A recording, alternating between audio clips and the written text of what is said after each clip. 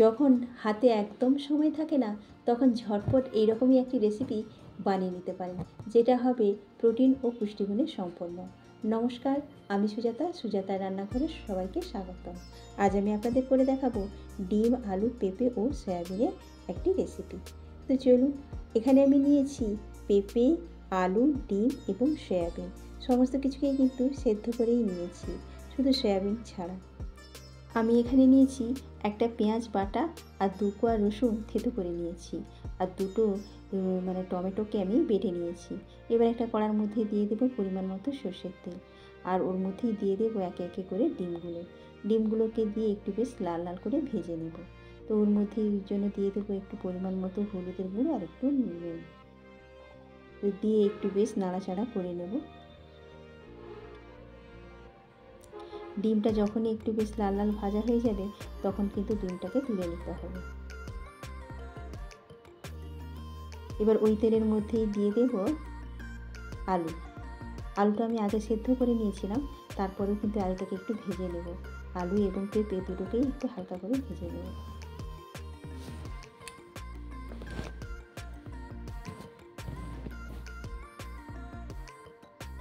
আলু পেঁপেটাও ভাজা হয়ে গেছে, এবার ওটাকেও তুলে নেব।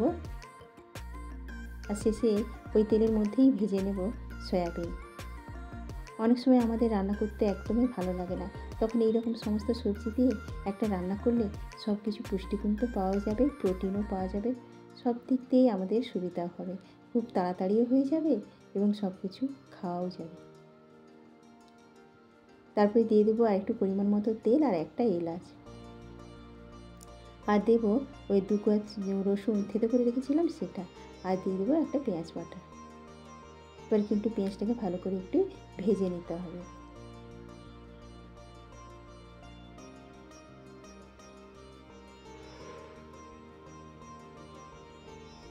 তো পেঁয়াজটা একটু ভাজা ভাজা হয়ে গেছে, তো ওর মধ্যেই দিয়ে দেবো 1/2 চামচ পরিমাণ আদা বাটাটা দিয়েও কিন্তু মশলাটাকে একটু ভালো করে ভেজে নেব। এবার ওর মধ্যে দিয়ে দেবো 1 চামচ পরিমাণ টমেটো বাটা, আবারও ভালো করে বেশ নাড়াচাড়া করে নেব। টমেটোটাকেও একটু ভেজে নেব যাতে ওর কাঁচা গন্ধটা চলে যায়। আর ওর মধ্যে দিয়ে দেবো পরিমাণ মতো হলুদের গুঁড়ো আর পরিমাণ মতো লঙ্কার গুঁড়ো, আর একটু দেবো পরিমাণ মতো নুন,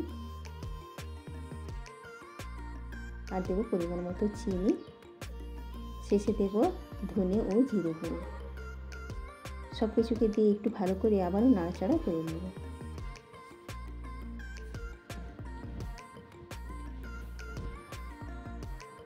মশলাটা কিন্তু বেশ ভালোভাবে কষানো হয়ে গেছে,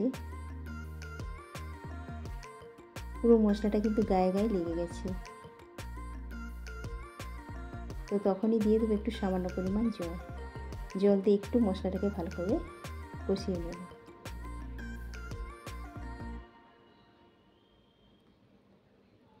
যে জলটা দিয়েছিলাম সেটা শুকনো হয়ে গেছে আর তেল ছাড়তে শুরু করেছে।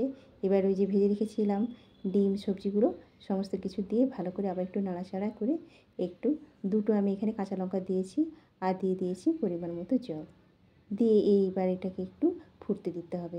আর এই রান্নাটা আমি একটু ঢেকেই রেখে দিয়েছিলাম কিছুক্ষণ। এবার দেখুন ঝোলটা প্রায় ফুটে গেছে। তো এবার এর মধ্যে একটু দিয়ে দেব ধনেপাতা কুচি।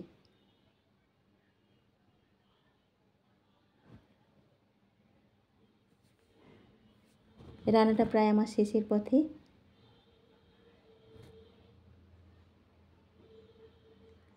আর শেষে দিয়ে দেবো একটু গরম মশলার গুঁড়ো। ব্যাস, আমার রান্নাটা কিন্তু পুরোপুরি কমপ্লিট হয়ে গেছে। এটা কিন্তু গরম গরম ভাতের সাথে খেতে সত্যিই অপূর্ব লাগে। আমার আজকের রেসিপি যদি ভালো লেগে থাকে তাহলে অবশ্যই আমার চ্যানেলটিকে সাবস্ক্রাইব করে আমার পাশে থাকবেন এবং লাইক, কমেন্ট, শেয়ার করবেন। বন্ধুরা, আপনারা আমার পুরো ভিডিওটা দেখবেন। সবাই ভালো থাকুন, সুস্থ থাকুন। দেখা হবে পরে আরেকটি নতুন ভিডিওতে। নমস্কার।